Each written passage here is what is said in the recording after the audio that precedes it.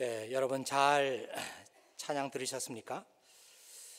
이 찬양이 나온 지가 제가 알기로 한 7, 8년 된 것 같아요. 벌써 오래된 찬양인데요. 우리가 알고 있는 누가복음 5장에 있는 말씀, 이것을 찬양시로 해서 노래를 부른 것입니다. 전능하신 주 나의 하나님은 능치 못하실 일 전혀 없네.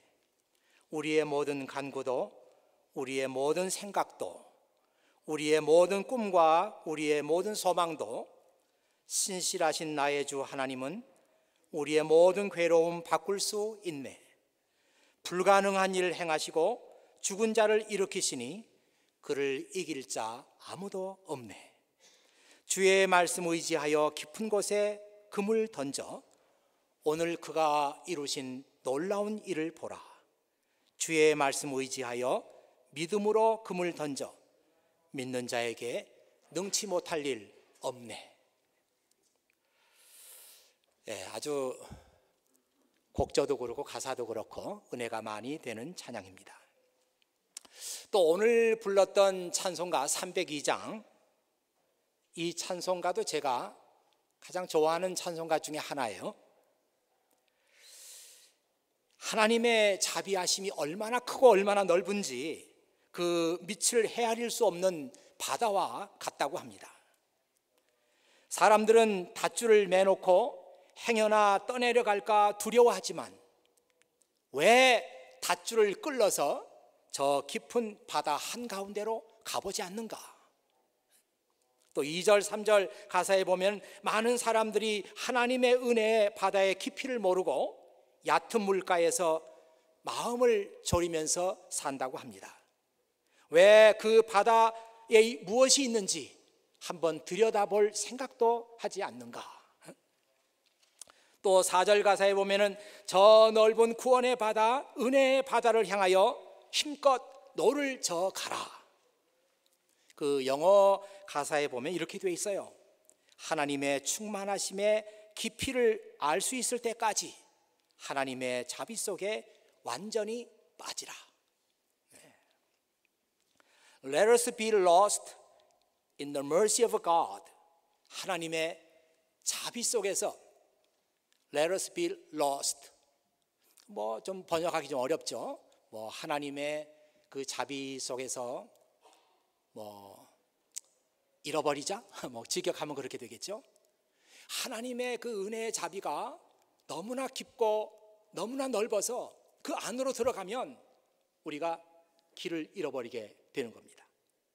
비유적인 그런 표현이죠. Until the depth of His fullness we know.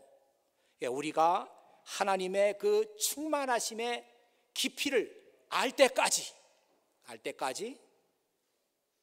Let us be lost in the mercy of God. 하나님의 은혜 자비 속에서 힘껏 잠기자.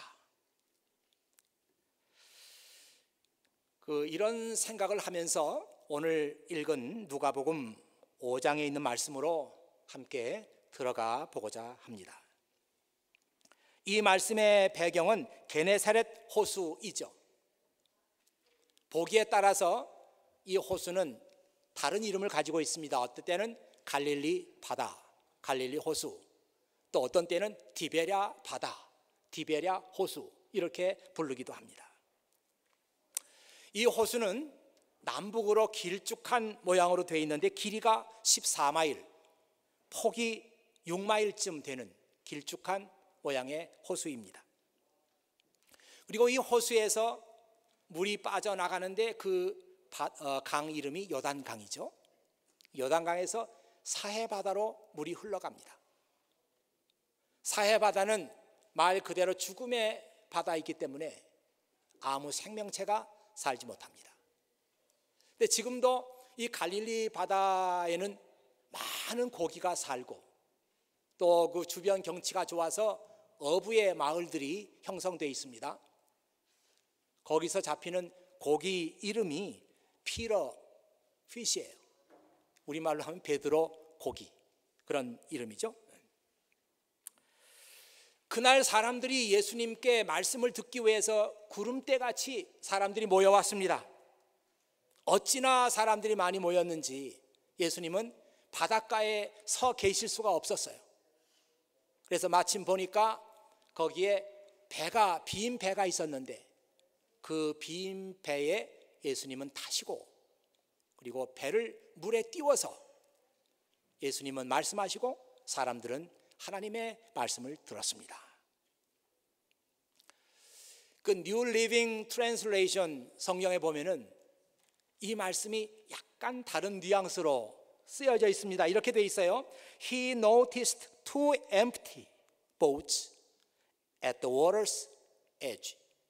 water's edge니까 물가죠. 물가에 two empty boat가 있는 것을 he noticed, 주님은 보셨습니다. 저는 우리 한국말 성경에 없는 그 표현이거든요. 주님이 보시니까 바닷가에 빈 배가 두 척이 있는 거예요. 그런 표현을 보면서 야, 정말 이제 주님께서 그 배를 타시고 그 빈 배에서 어떤 놀라운 하나님의 기적이 나타날까, 이런 생각하니까 우리의 그 상상력이 막 이렇게 솟아나는 거예요. 지금은 빈 배지만 이제 주님께서 그 배를 사용하셨으니까 그 안에 놀라운 일들이 나타나리라, 이런 상상력과 이런 기대감을 품게 하는 그런 말씀입니다. 말씀을 다 마친 후에 예수님께서 시몬에게 저 깊은 데 가서 그물을 던져라. 시몬은 즉각 대답했어요. 밤이 새도록 고기를 잡았지만 잡지 못했습니다. 그러나 선생님께서 말씀하시니까 다시 그물을 던져보겠습니다. 이 again이라는 표현이 중요한 거예요. 그 일 우리가 밤이 맞도록 해봤습니다. 그렇지만 선생님께서 말씀하시니까 다시 그물을 내려보겠습니다. 여기에 시몬이 예수님을 부를 때 그 히라보 원문에 보면은 에피스타타 이렇게 나와 있어요. 에피스타타, 이 말은 영어로 번역하면 마스터, 그런 뜻입니다. 시몬과 예수님이 처음 만났던 그 관계는 시몬이 예수님을 에피스타타라고 불렀던, 마스터라고 불렀던, 그래서 처음에 시몬과 예수님의 관계는 선생님과 학생, 뭐 그런 관계였죠. 그날 에피스타타, 선생이신 예수님은 베드로에게 저 깊은 데 가서 그물을 던져라, 그렇게 말씀하셨습니다. 베드로가 이 말씀에 순종해서 그물을 던졌어요.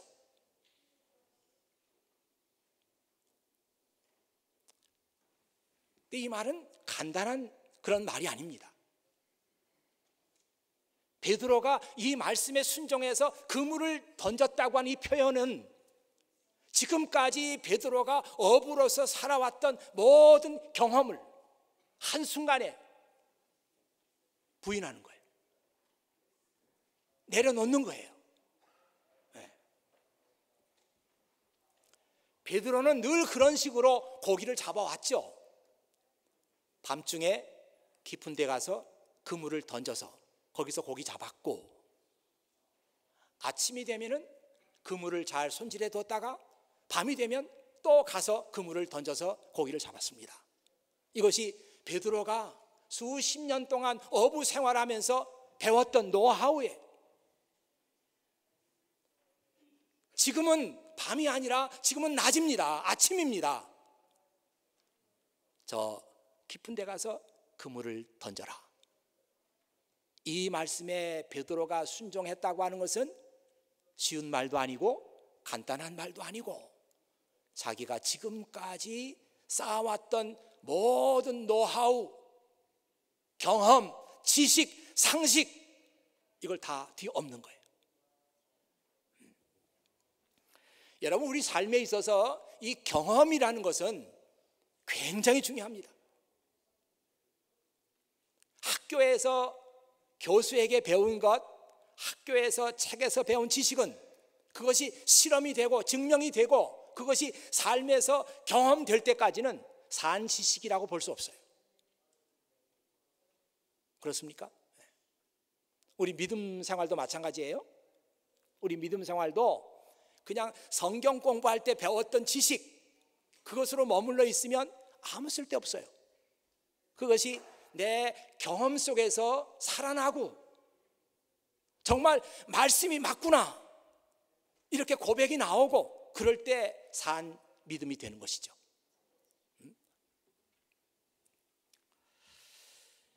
이 경험이라고 하는 것은 참 중요한 것입니다.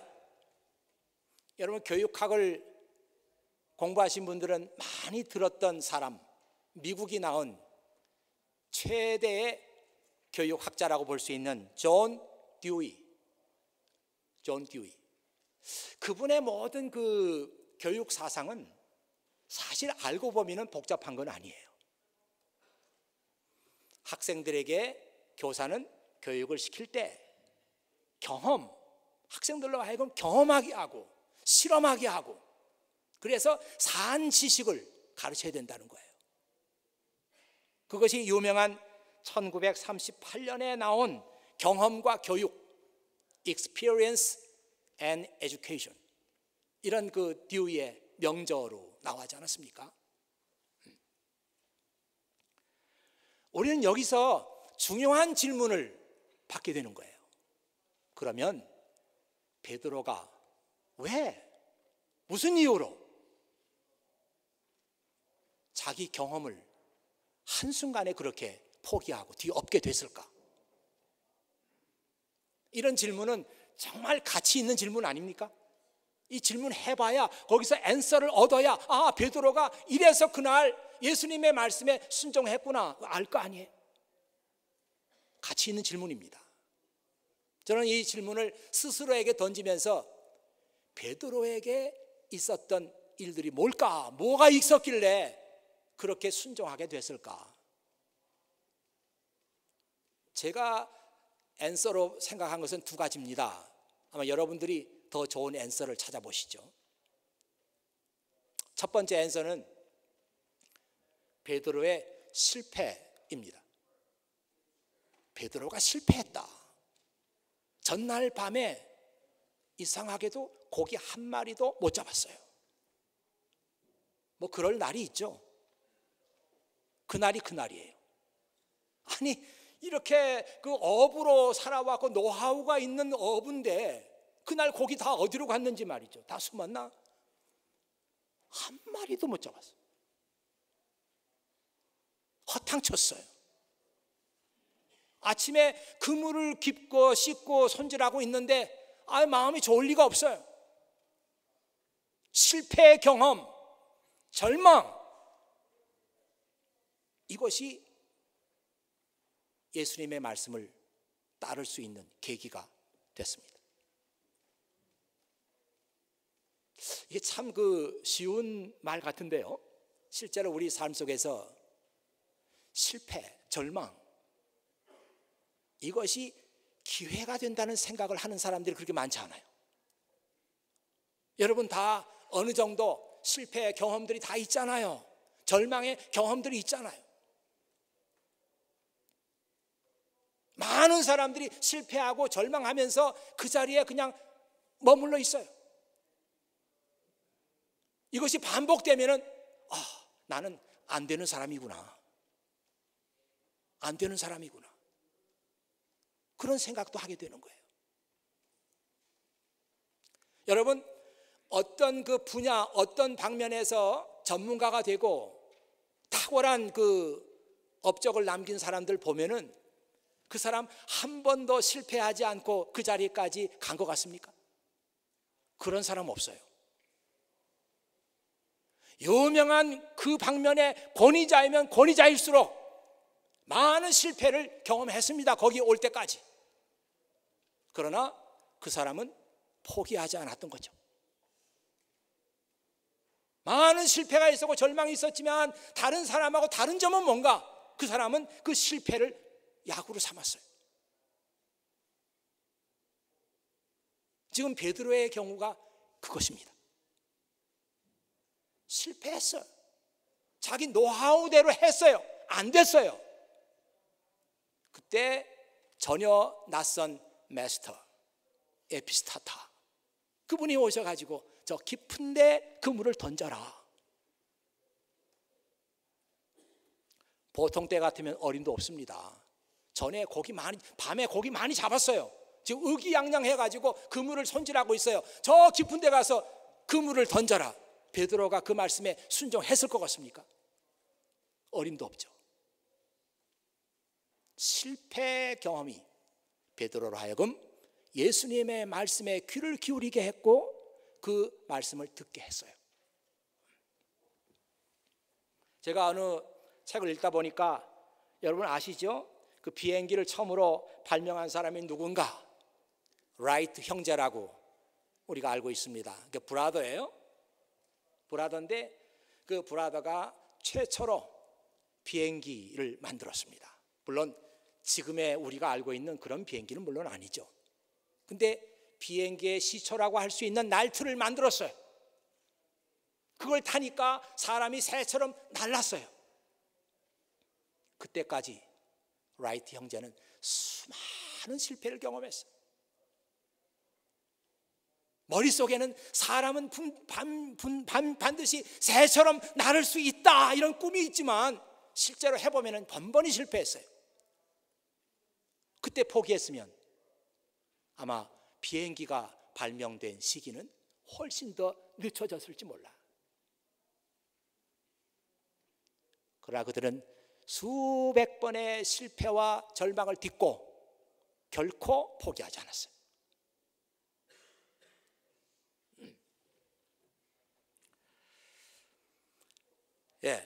또 하나 그 앤서로 제가 받은 것은 사람에게는 하나님께서 은혜를 주시는 때가 있다.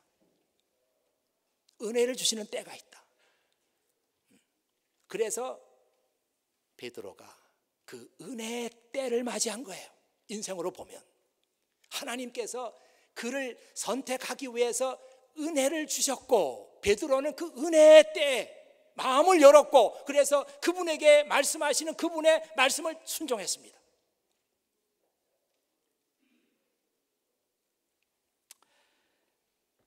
제가 이사야 49장 8절에 있는 말씀을 보니까 때가 되면 내가 너의 기도를 들어주겠다.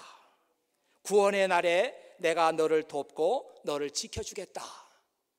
아마 여러분이 잘 아는 말씀입니다. 제가 이 쉬운 성경으로 읽었기 때문에 조금 다른 말씀이죠. 내가 은혜의 때에 내 기도를 듣겠다. 그 영어 성경에 보면 at just the right time, at just the right time, at the right time. 하나님의 정하신 그때 내가 너의 기도를 듣겠다. 야, 이게 조금 어떤 때 생각해 보면 조금 실망스럽기도 합니다. 기도 많이 해도 하나님께서 정하신 at the right time, 그때 내가 너의 기도를 듣겠다, 이렇게 나와 있으니까요. 하나님의 때가 있습니다. 그래서 우리는 그 때를 맞이할 때까지 결코 낙심하거나 포기해서는 안 되는 이유가 하나님의 right time이 있어요. 여러분, 이런 얘기들을 그냥 들어도 은혜가 되지만 한번 좀 한 스텝 뒤로 물러가서 이 말씀을 생각해 보세요. 하나님의 right time이 바로 옆에 있는데 그 다음이 하나님의 타임이에요. 그런데 그 직전에 그만 포기했어요. 너무 아쉽죠. 그 다음 순간 조금만 더 인내하고 기다렸으면 하나님의 right time을 맞이할 거예요. 근데 포기했어요. 그런 것입니다. 모든 사람에게 하나님께서 은혜 주시기 위한 right time이 있다. 베드로는 그 시간을 맞이한 거예요. 주님이 그날 그를 찾으셨고, 그것은 베드로의 인생에 있어서 하나님께서 은혜를 주시는 때였고, 베드로는 그때 마음을 열고 주님의 말씀에 순종했던 것입니다.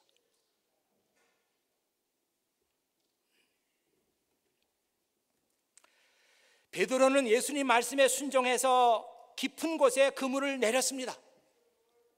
아무리 생각해봐도 이 말씀은 참 굉장한 말씀이에요.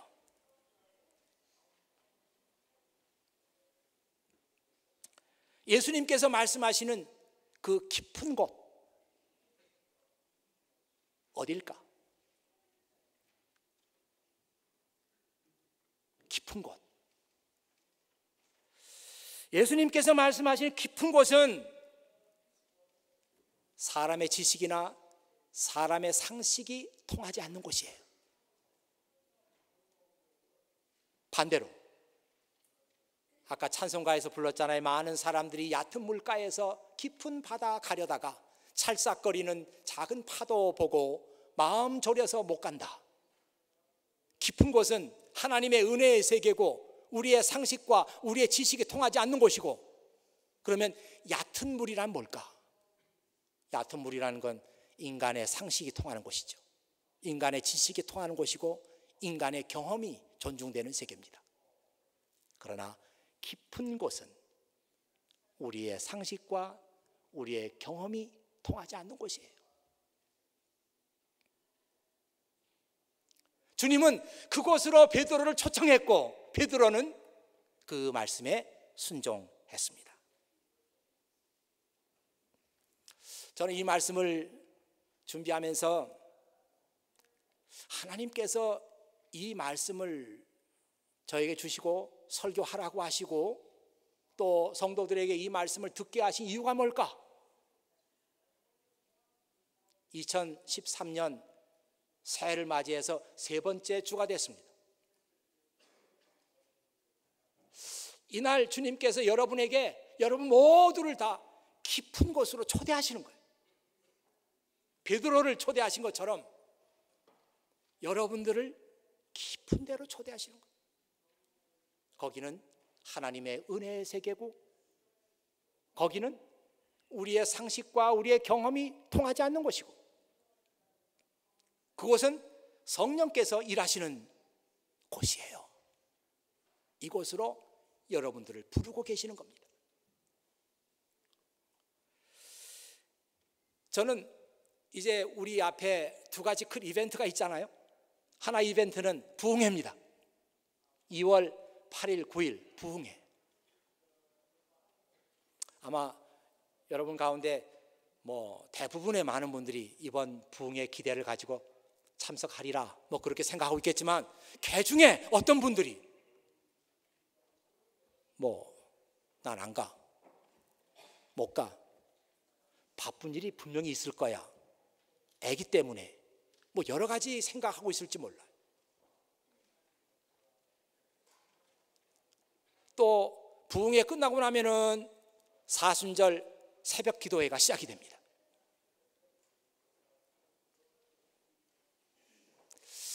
40일 동안 기도하는 거예요. 40일 동안 아침에 일찍 일어나서 챙기고 교회 와가지고 그 맑은 정신으로 하나님 말씀을 듣는 거예요. 그리고 기도하는 거예요. 세상에 이게 돈으로 바꿀 수 없으니까 그렇지 세상에 이것보다 가치 있고 이것보다 보람이 있는 일이 어디 있겠어요? 아니 드라마, 좋은 재밌는 드라마 한 몇 편 띄는 것보다 이 40일 동안 집중적으로 하나님 말씀 듣고 기도하는 것은 더 가치 있고 생산적인 그런 일입니다.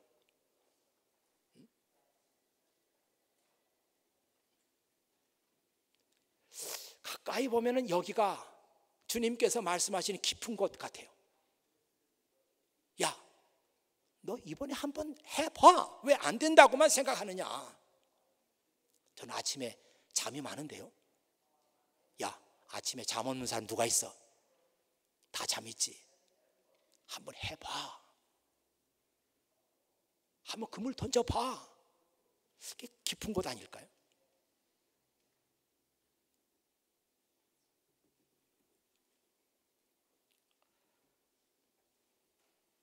혹시 여러분 그 생체 시계라는 말을 들어보셨나요? 이게 뭐 저의 전공 분야도 아니고, 이거 제 전공 분야 아닙니다.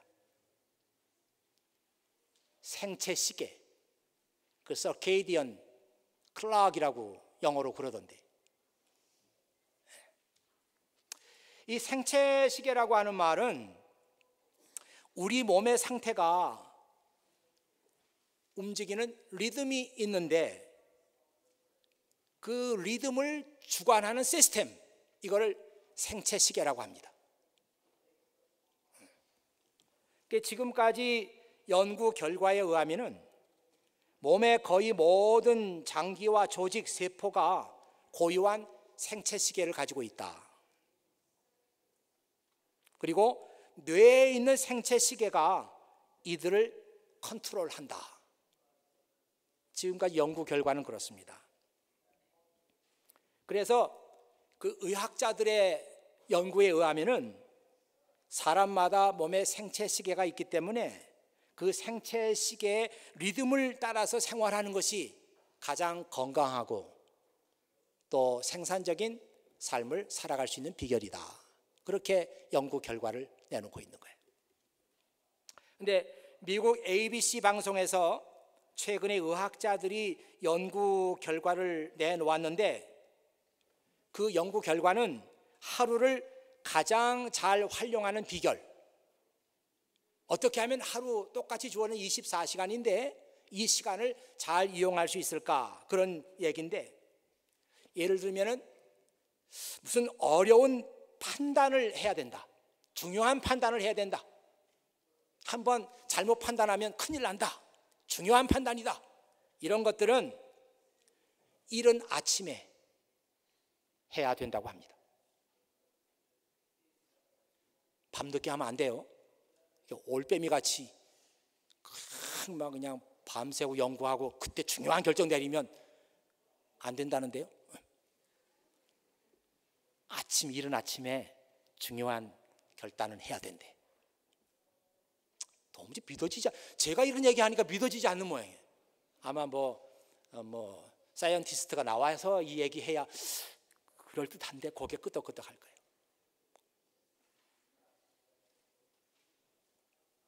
제가 연구한 게 아니라 저는 연구 결과를 보고 얘기하는 거예요. 그래서 그 메릴랜드 대학의 신경과학과 그 로버트 미스린스키라고 하는 교수가 있는데, 이분은 뭐라고 얘기하냐면 사람이 자리에서 일어나기 한두 시간 전부터 몸에서 그 코티졸이라고 하는 호르몬이 분비되기 시작한대. 이 호르몬이 분비되기 시작하면 사람은 굉장히 그 의욕적으로 이렇게 변하게 되고 힘이 솟구치고 그렇게 된다고 하네요. 그래서 또 다른 그 뭐 연구 결과 이렇게 보면은, 그러므로 아침 시간에 생산적인 일을 해야 되고, 그리고 아침 시간에 중요한 결정을 내리고, 이것이 참 효과적이다, 뭐 그런 얘기예요. 제가 이 글을 본 것이 이것도 한 10년 됩니다. 10년 되는데, 그때 어떤 그 우리 교회 출석하는 분이 이 아티클을 읽고 교회 웹사이트에다 올렸었어요. 그래서 이 아티클을 소개하면서 중요한 결정은 이른 아침에 해야 한다, 그 부분에다 이게 줄을 긁어놓고, 그분이 줄을 긁어놓고 뭐라고 풋노트를 달았는가 하면, 즉 새벽기도 후에, 이렇게, 즉 새벽기도 후에. 그때 참 여러 가지 그 좋은 생각도 할 수 있고 좋은 결정도 내릴 수가 있고, 하루를 그렇게 시작하면은 굉장히 효과적으로 우리 삶을 살아갈 수가 있다. 뭐 그런 글을 올린 적이 있어요. 그렇습니다, 여러분. 이제 부흥회 또 이어지는 40일 기도회, 여러분 모두를 초대합니다. 예수님께서 평범하게 살던 베드로에게 깊은 곳을 보여주시면서 거기에다가 그물을 던져라. 여러분 한번 깊은 곳에다가 여러분의 그물을 한번 내려보세요. 이제 내릴 때가 됐어요. 해마다 연초가 되면은 이런 계획도 짜고 저런 계획도 짜고 이렇게 해버리라 저렇게 해버리라 하지만 번번이 안 되잖아요. 이제는 잠깐 여러분이 해왔던 방식을 중단하고 한번 깊은 곳에다가 그물을 내려보자.